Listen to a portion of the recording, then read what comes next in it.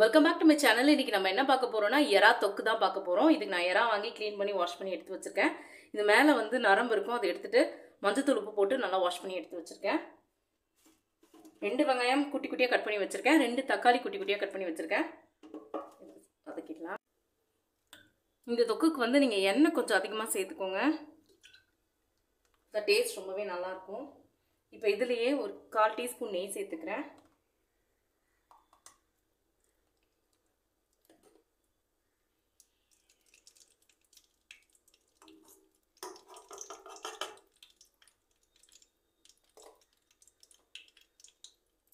இப்போ இதில் சோம்பு, ஒரு ஏலக்காய், பிரிஞ்சி இலை, ஒரு பட்டை,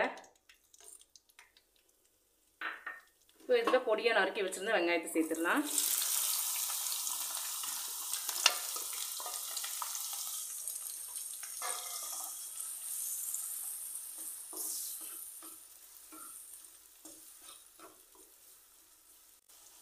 இப்போது இந்த தொக்குக்கு தேவையான அளவு உப்பு சேர்த்துக்கோங்க. நான் கல் உப்பு சேர்க்குறேன். உங்கள் டேஸ்ட்டுக்கு ஏற்ற மாதிரி உப்பு சேர்த்துக்கோங்க.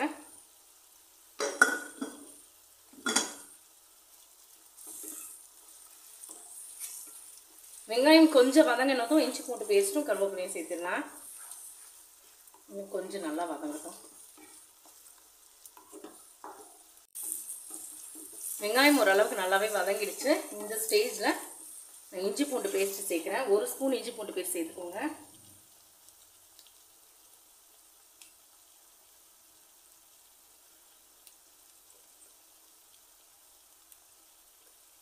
ஒரு ஸ்பூன் இன்னும் ஒரு ஸ்பூன்.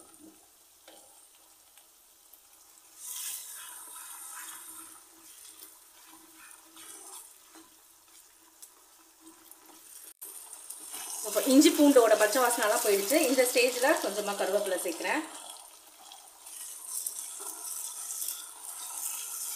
இப்போது குட்டி குட்டியாக கட் பண்ணி வச்சுருந்த தக்காளியும் சேர்த்துக்கிறேன்.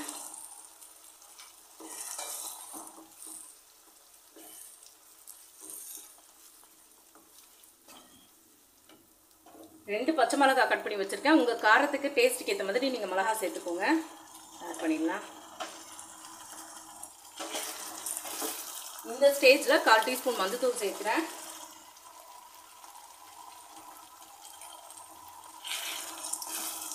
இந்த தக்காளி வந்து நல்லா குழைவாக வரணும். அதுக்கப்புறம் நம்ம குழம்பு மிளகாத்தூள் சேர்த்துக்கலாம். மூடி போட்டு அப்புறம் கொஞ்சம் சீக்கிரம் எடுத்துடலாம்.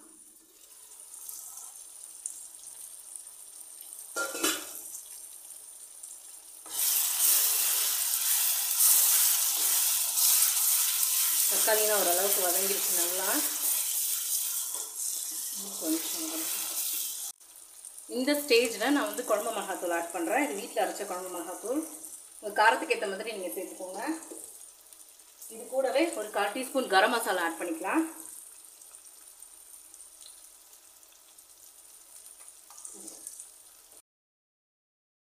மிளகாத்தூளோட பச்சை வாசனைலாம் போயிடுச்சு. எல்லாம் நல்லாவே பிரிஞ்சு வந்துருக்கு. இந்த ஸ்டேஜில் நம்ம எறா ஆட் பண்ணிக்கலாம்.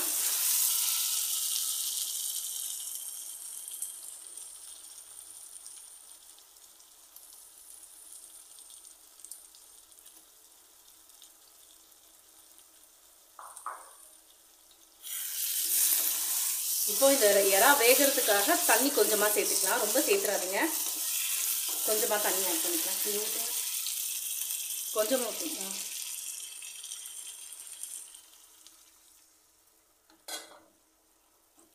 ஒரு 5 மினிட்ஸ் நல்லா வெந்துடும். எறா மசாலாவோட நல்லா மிக்ஸ் ஆகிடும்.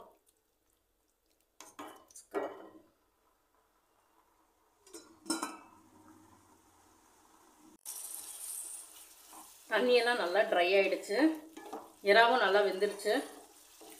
ஸோ இந்த ஸ்டேஜில் கொத்தமல்லி சேர்த்து ஆஃப் பண்ணிடலாம்.